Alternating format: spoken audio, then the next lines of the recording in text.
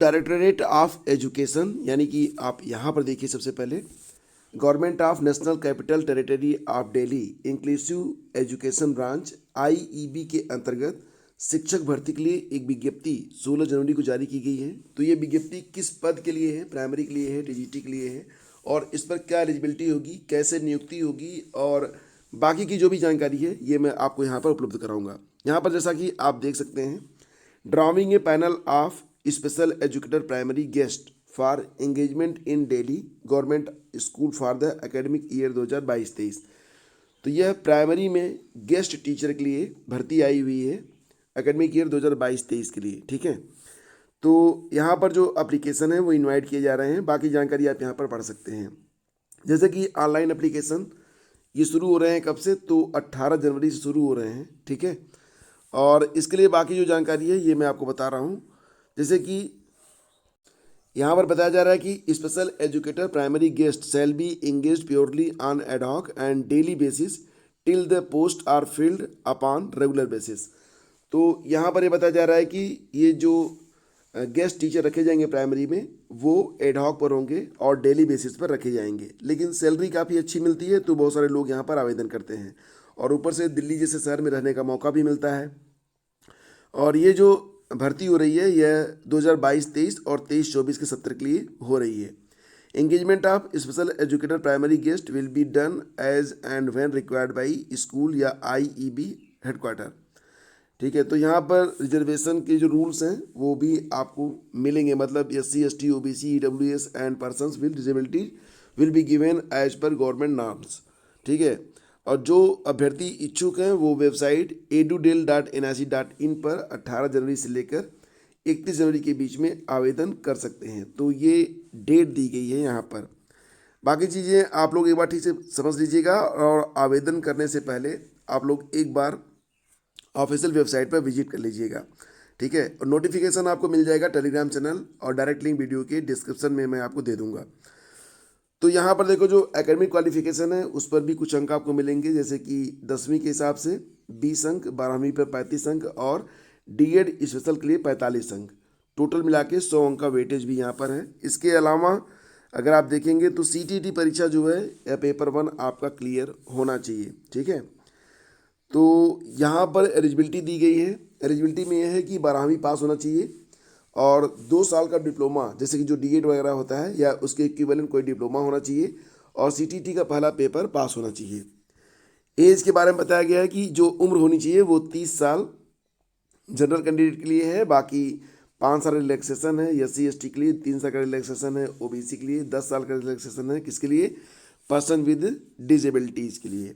ये बातें यहाँ पर बताई गई हैं। 15 साल का रिलैक्सेशन भी है, आप देख सकते हैं। तो reservation of post, tenure and mode of selection यहाँ पर दिया गया है।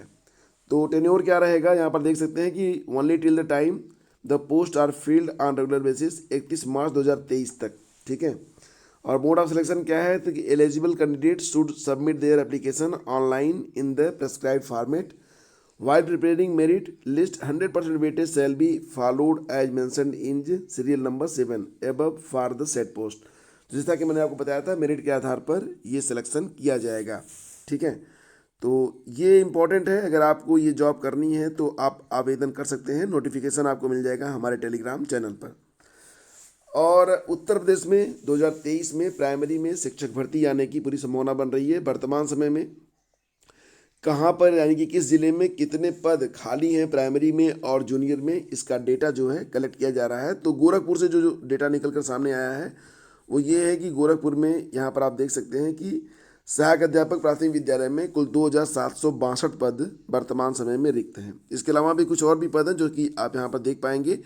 तो मतलब है कि अलग अलग ज़िलों से डेटा कलेक्ट किया जा रहा है कि किस ज़िले में कितने पद रिक्त हैं, तो उसी के सापेक्ष विज्ञप्ति जो है जारी की जाएगी। विज्ञप्ति कब तक जारी होगी? तो अभी इसके जारी होने में वक्त है। आप यकीन मानिए तो लगभग जुलाई, हाँ जुलाई मान के चले गया। ठीक है, मई जून या फिर जुलाई के आसपास से विज्ञप्ति आएगी। तो हालांकि शिक्षक भर्ती में जैसा कि आप लोग जानते हैं पदों की संख्या कितनी भी रहती है, लेकिन प्रतियोगी बहुत ज़्यादा होते हैं। तो शिक्षक भर्ती, और इस बार क्योंकि TET का जो अंक है वो भी ऐड होगा, तो दोनों में अच्छे अंक जो लाएंगे उन्हीं लोगों का सिलेक्शन इसमें हो पाएगा। यानी कि आपको मेहनत तो अभी से स्टार्ट करनी होगी। एक न्यूज़ निकल के आ रही है यहाँ पर सीटेट के बारे में कि सीटीटी परीक्षा का पेपर लीक कराने वाले गिरोह के 2 सदस्यों की गिरफ्तारी हुई है। आरोपियों के मोबाइल से लीक पेपर भी पीडीएफ के रूप में बरामद किया गया है। पेपर लखनऊ में 2 से 3 लाख रुपए की रकम देकर खरीदे रहे थे और यहाँ दिल्ली एनसीआर इलाके में मोटी रकम लेके बेच रहे थे। तो आरोपियों के खिलाफ कंकर खेड़ा थाने में मुकदमा जो है वो दर्ज कर लिया गया है। सीटीटी की परीक्षा ऑनलाइन हो रही है।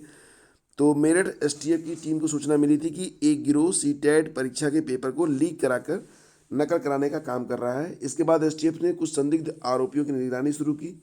तो मेरठ में कंकर खेड़ा में मंगलवार को दोपहर स्विफ्ट सवार 2 आरोपियों सोमवीर और महक सिंह को एसटीएफ ने पकड़ लिया है। तो आरोपियों से पूछताछ में खुलासा हुआ कि दोनों आरोपी 2 से 2.5 लाख रुपए प्रत्येक अभ्यर्थी से लेकर नकल कराते थे। तो फिलहाल बुरे काम का बुरा नतीजा, ठीक है।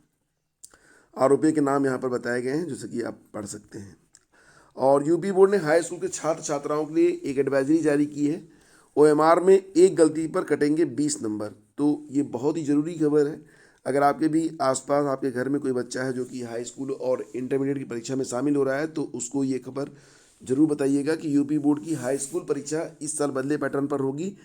पहली बार छात्र छात्राओं को परंपरागत उत्तर पुस्तिका के साथ ही ओएमआर सीट भी मिलेगी।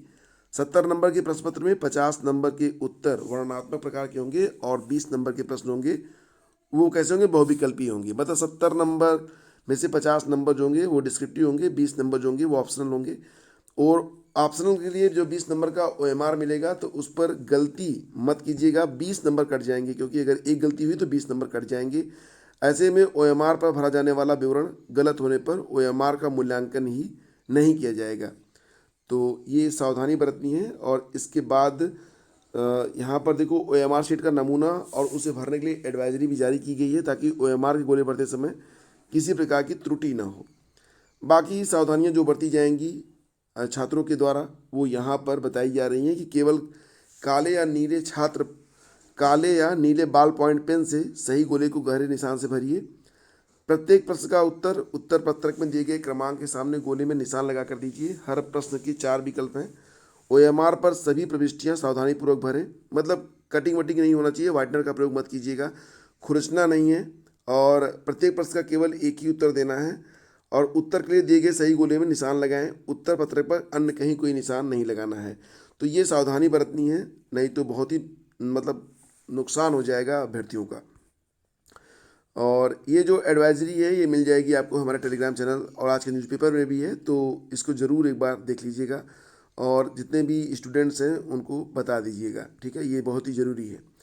और फिलहाल ये खबर आ रही है हिमाचल प्रदेश से। हिमाचल प्रदेश में ओल्ड पेंशन स्कीम यानी कि ओपीएस को जारी करने के बारे में नोटिफिकेशन 17 जनवरी 2023 को जारी किया गया है। आप यहाँ पर देख सकते हैं कि अब हिमाचल प्रदेश में भी पुरानी पेंशन पुनः लागू किए जाने के बारे में नोटिफिकेशन जारी हुआ है। तो इसके बारे में ये जानकारी यहाँ पर उपलब्ध कराई जा रही है। और दोस्तों देखो, आपको बताना चाहेंगे कि राजस्थान में एक वैकेंसी आई है जिसमें 2730 पद हैं। तो सूचना सहायक के पदों पर ये भर्ती होनी है। इसमें एज लिमिट है 21 से लेकर 40 साल तक। आयु की गणना 1 जनवरी 2024 के अनुसार होगी।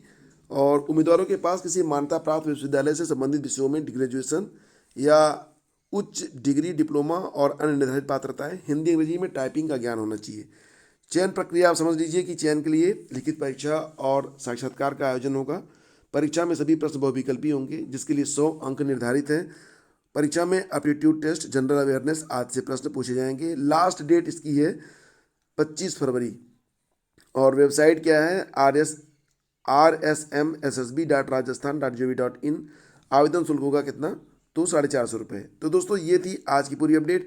और ये जो वैकेंसी है इसके बारे में एक डिटेल वीडियो मैं आपको शीघ्र ही उपलब्ध करा दूंगा ताकि आप अगर आवेदन करना चाहते हैं तो आवेदन कर सकते हैं। सभी स्टेट के जो स्टूडेंट हैं वो इसमें जो है आवेदन कर सकते हैं। आपको बताना चाहेंगे कि करंट अफेयर के लिए अगर आप लोग चाहते हैं तो करंट अफेयर की मंथली पीडीएफ आप डाउनलोड कर सकते हैं, जो कि बहुत ही सरल भाषा में है। कोई भी एक्स्ट्रा चीज़ यानी जैसे मैगजीन वगैरह आप लेते हैं तो कुछ ऐसी चीज़ें होती हैं कि क्या पढ़ें क्या ना पढ़ें, ये दुविधा मन में आती है। तो अगर आप to the point current affair पढ़ना चाहते हैं तो इसके लिए आप हमारे पीडीएफ डाउनलोड कर सकते हैं। आपको बताना चाहेंगे कि कम से कम कोई भी परीक्षा होती है उसके पिछले 6 महीने का जो करंट है वो बहुत ही इंपॉर्टेंट है। जैसे कि मैं आपको बताऊं तो 24 मई को परीक्षा होनी है किसकी, 24 मई को परीक्षा होनी है आपके यूपीपीसीएस की। तो इसके लिए आप लोग नवंबर से जो करंट अफेयर है उसको पढ़ना स्टार्ट कर दीजिए। और कब तक पढ़िएगा, तो 20 अप्रैल तक का करंट आपका अच्छे से तैयार होना चाहिए। मंथली पीडीएफ हर महीने की उपलब्ध है, जाकर डाउनलोड कर सकते हैं। लिंक वीडियो के डिस्क्रिप्शन और पहले कमेंट बॉक्स में है। अगर अधिक जानकारी चाहिए तो मेरा व्हाट्सअप नंबर है, उस पर आप मुझे मैसेज भी कर सकते हैं। Thank you so much, have a great day, जय हिंद।